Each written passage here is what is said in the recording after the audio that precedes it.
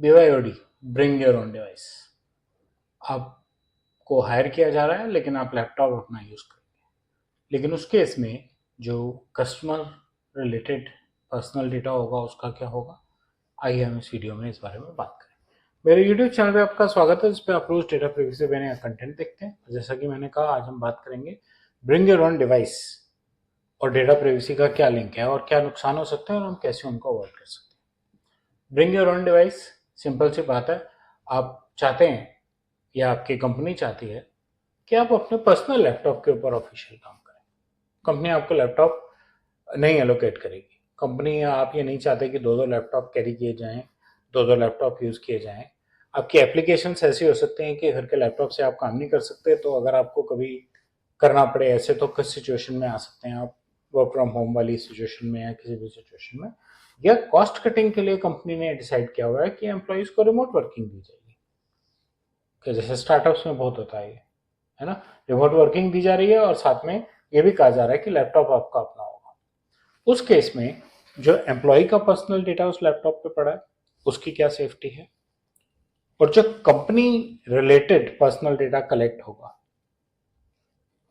Customers का, vendors का, employees का, एचआर भी तो हो सकता है जो BYOD करे, उसका क्या होगा, क्या पॉलिसी है कंपनी की। इस BYOD से फ्लेक्सिबिलिटी तो बहुत बढ़ गई है, प्रोडक्टिविटी भी बढ़ गई है, लेकिन प्रिवेसी के ट्रेड ऑफ इसके साथ है, और ट्रेड ऑफ्स होते हुए कन्वीनियंस, कंप्लायंस को कॉम्प्रोमाइज करके कन्वीनियंस नहीं लेनी चाहिए।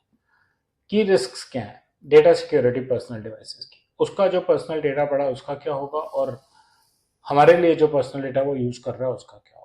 Uncontrolled app installation, personal laptop तो वो कैसे भी यूज कर सकता है, आप चाहें या ना चाहें। अगर वो पर्सनल क्लाउड पे सिंक कर रहा है डेटा को, तो कैसे हैंडल किया जाएगा, ये भी अपने आप में एक चैलेंज है। डिवाइस की चोरी होना तो खैर, अब ये तो उसको देखना पड़ेगा कि डिवाइस की चोरी तो, बट उस केस में भी वो कहेगा मेरा लैपटॉप चोरी हुआ, बट डेटा तो कंपनी का था। तो पर्सनल और बिजनेस डेटा एक ही लैपटॉप पे अगर रखा जाएगा तो उसमें ये रिस्क तो थोड़ा सा रहेगा ही। और जब वो आदमी नौकरी छोड़ देगा तो आप कैसे इंश्योर करेंगे कि उसने ऑफिशियली पर्सनल डेटा जो था वो पूरा का पूरा डिलीट कर दिया। जैसे व्हाट्सएप चैट्स हैं कस्टमर्स के साथ, जिसमें कुछ पर्सनल डिस्कस हो रहा है, तो रिस्की है। डीपीओ को क्या करना चाहिए, डीपीओ को जो कंपनी की एग्जिस्टिंग BYOD पॉलिसी है उसको रिव्यू करके और उसमें प्रिवेसी रेगुलेशंस के डिफाइंड पैरामीटर्स और क्लॉजेस ऐड करने चाहिए। उसको डिवाइस लॉक्स मेंटेन करने चाहिए, डेटा इंक्रिप्शन करनी चाहिए और स्क्रीन लॉक्स लगाने की चाहिए, का प्रोविजन रखना चाहिए कि उसके घर पे भी जब लैपटॉप पड़ा और वो काम ना कर रहा हो तो किसी और की नज़र में कुछ ना आए। Mobile device management tools use कीजिए, सिक्योर एप्लीकेशन टूल्स यूज़ कीजिए, जिसमें जब उसको ऑफिशियल काम करना है तो वो इस टूल को ऑन करे, उसको एक तरह से एक रिमोट वर्चुअल डेस्कटॉप मिल जाएगा, ऑफिशियल एप्लीकेशंस मिल जाएंगे, ऑफिशियल डेटा मिल जाएगा, वो उस पर काम कर सकता है। ये बहुत आसान सोल्यूशन है ना। अब वो उस पर आराम से काम कर सकता है। उसमें DLP भी आ सकते हैं, डेटा लीक प्रोटेक्शन। जब आप ऑफिशियल टूल के थ्रू काम कर रहे हैं ऑफिशियल ऐप पे, आप प्रिंट आउट नहीं ले सकते, आप USB ड्राइव पे डेटा नहीं कॉपी कर सकते, आप डेटा निकाल ही नहीं सकते सिस्टम में से, सिस्टम में ही रहेगा। आप स्क्रीनशॉट नहीं ले सकते, इनमें से कोई भी चीज़ आप नहीं ले सकते। ठीक, तो उस केस में आपको काफ़ी प्रोटेक्शन मिलती है।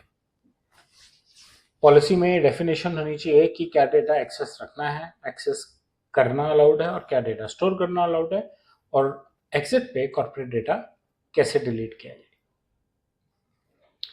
ये क्लॉजेस BYOD पॉलिसी में भी डलने चाहिए, ये क्लॉजेस एम्प्लॉयमेंट टर्म्स में भी डलने चाहिए, क्योंकि आप जिसको एम्प्लॉय ही BYOD के लिए कर रहे हैं तो उसका तो ये बेसिक वर्किंग सिस्टम है ना।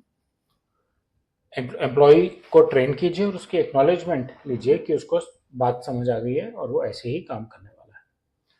BYOD पॉलिसी के अंदर क्या क्या की एलिमेंट्स होने चाहिए, पहली बात डिफाइंड होना चाहिए कि परमिटेड डेटा कौन सा है और रिस्ट्रिक्टेड कौन सा डेटा आपको अलाउड है ऑफिशियली, कौन सा डेटा आपको अलाउड नहीं है।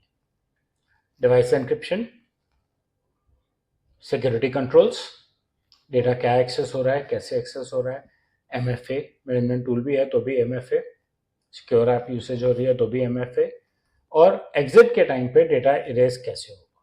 एग्जिट का एग्जैक्ट प्रोसीजर कैसे होगा BYOD में और डेटा कैसे इरेज होगा। एम्प्लॉय का कंसेंट लीजिए, बहुत ज़रूरी है, वैसे भी ज़रूरी है, लेकिन BYOD की पॉलिसीज पे तो कंसेंट एक्सट्रीमली ज़रूरी है, और उसको उस पर रिस्पेक्टिव ट्रेनिंग दीजिए। कैसे आप बैलेंस करेंगे एम्प्लॉय की कन्वीनियंस और अपने एसोसिएट्स के पर्सनल डेटा की प्रोटेक्शन। इनकॉर्पोरेट कीजिए प्रिवेसी बाय डिज़ाइन के प्रिंसिपल्स। BYOD के सारे जो प्रोसेसेस हैं और पॉलिसीज हैं उनको रिवर्क कीजिए, प्रिंसिपल बाय डिज़ाइन के प्रिंसिपल्स उसमें इनकॉर्पोरेट कीजिए। एम्प्लॉय की प्राइवेसी को रिस्पेक्ट कीजिए। प्रिंसिपल बाय डिज़ाइन पे एक पूरी प्लेलिस्ट है जिसमें हर प्रिंसिपल के बारे में डिटेल में समझाया गया, आप मेरे चैनल पे चेक कर सकते हैं। एम्प्लॉय की प्राइवेसी को रिस्पेक्ट कीजिए। मिनिमल एक्सेस और यूसेज पॉलिसी होनी चाहिए, मतलब कि जो BYOD वाला एम्प्लॉय है उसको सिस्टम्स का मिनिमम पॉसिबल एक्सेस मिल रहा है और वो मिनिमम पॉसिबल यूज कर रहा है उसको।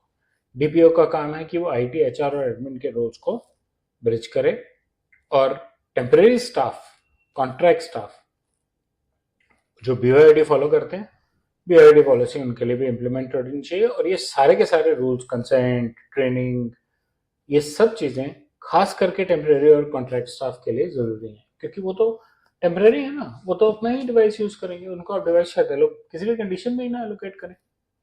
सो BYOD और डेटा प्राइवेसी सिर्फ इतना ही। मुझे उम्मीद है आपको मेरा कंटेंट अच्छा लगा होगा। बेल और लाइक आइकन दबाएं, मेरे चैनल से सब्सक्राइब करें और अपना फीडबैक कमेंट सेक्शन में शेयर करें। धन्यवाद।